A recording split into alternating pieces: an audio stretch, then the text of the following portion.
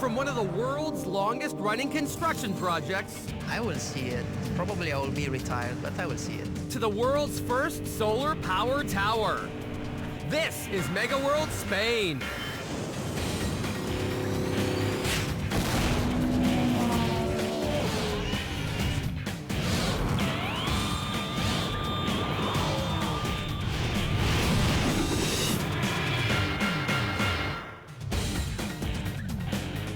Hola and welcome to MegaWorld Spain. I'm Kevin Brosh, just hanging out with some of the big boats here on the Spanish Mediterranean coast. Nice. You know, Spain has always been a top travel destination for people the world over. One of the main reasons, obviously, is the near-perfect weather that graces this country almost each and every day. That's why when Spain was chosen to host the America's Cup yacht race, well, you know that weather was probably a key factor in the decision. Now, the defending champions, they get to choose the location for the race. In this instance, it's the Swiss choosing the Spanish port city of Valencia. It's the very first time the America's Cup has ever been held in Europe, which makes it a very fitting place to debut some weather analysis equipment that's been designed specifically for the event.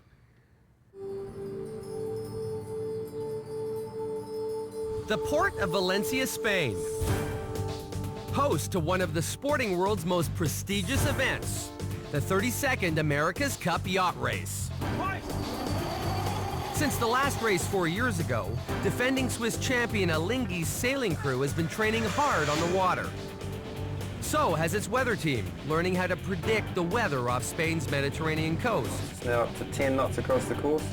Alinghi meteorologist John Bilger says such preparation is critical for success. Well, it's 4 years, and it's a long time, and we've put a lot of resource and effort into it. 95% of the time we have sea breeze, so that's the conditions that we've been training for. A classic sea breeze, created when the land heats up, drawing cooler air off the water. You can count on it in sunny Valencia during the months of April to July when the matches are held, but it can be tricky. There's subtle changes in direction and wind strength that really make a difference between winning and losing the race, and predicting that is actually very tough. Come race day, sailors need to know within minutes exactly what the wind is going to do. Pick up, die down, shift left or right. 5 or 10 degrees can make a big difference. Meteorologists need good data to make the accurate forecasts. In the past, every yacht had its own weather boats out on the course gathering data. Up to 80 boats sitting next to each other, all doing the exact same thing. Here in Valencia, all the racing teams are turning to one man, Glyn Davies. Davies has come up with a completely new system. A series of high-tech floating weather stations deployed around the race course. We'll do the lift and then redeploy it. Davies designed and built the weather buoys back home in New Zealand. It's the first time a system like this has been used anywhere in the world. A series of 22 buoys have been on the course for 3 years now, collecting all the raw data.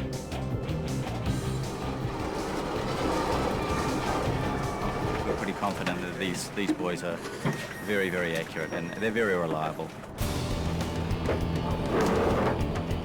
Today, Glyn and his team will move some of the buoys from the south to the north section of the race course.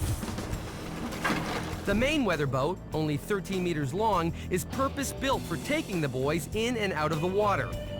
Still, it's heavy lifting and it's risky. Together, the buoy, chain, and anchor weigh more than 5 tons. There's a lot of weight on particularly for a boat this size. The first time was a bit scary, but as we've been doing, we've been refining the system, learning how to make the boat work for us, and now we feel pretty confident doing it in most conditions.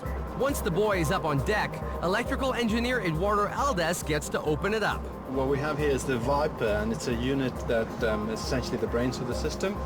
Aldes helped design and build the brains, the special onboard computer. It calculates the data from different sensors: wind, speed, wind direction, pressure, humidity, and temperature. Of course, it has to be waterproof. So this is essentially an IP66 box, which means that we could connect everything and put it underwater and it would still work. At the top of the carbon fiber mast, one of the most important sensors, a high-tech ultrasonic wind meter. big advantage of this is that it is one, very, very accurate, very precise, and also that it has no moving parts, so it is very, very physically robust. The team has tested the ultrasonic meter on land, swaying it far beyond anything it would ever experience at sea in Valencia, making sure it can withstand big waves without having to be constantly recalibrated. The raw data from the buoys at sea is transmitted via a cell phone network to an internet server where teams can access it using special software. And what I'll do is I'll go to the live data that's currently coming in at the moment. And what you can see here is the data is sent every 15 seconds. Each one of these marks here is a buoy. Next to it you can see the wind speed and the wind direction. Now that's what's actually out there at this point in time at the moment. Here is a typical race course, with the start being here, this straight line, and the top mark being here. The sea buoys combined with some land stations allow every team to see exactly what the wind is doing at any location on the course. So here is a land station that's 9 miles up the coast. As you can see, it's averaging about 2 or 3 knots more than the other buoys that are on the course, which are down here. Davies and his crew are constantly modifying and improving the system. We have a 99.95% uptime, which is pretty good for a new product.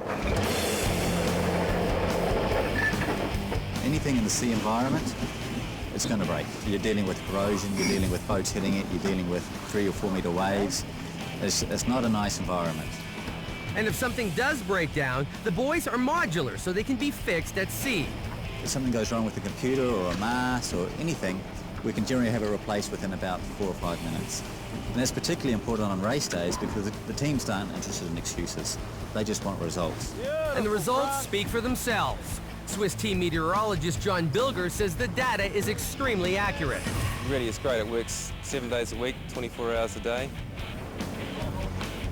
For the first time, all the yachts have access to the same cutting-edge technology.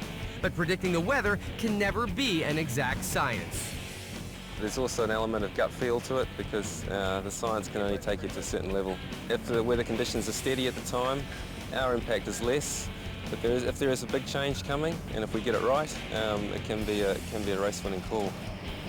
With the 32nd America's Cup match just a week away, the guys with the Weather Data Service can relax a little bit and hope for smooth sailing come race day.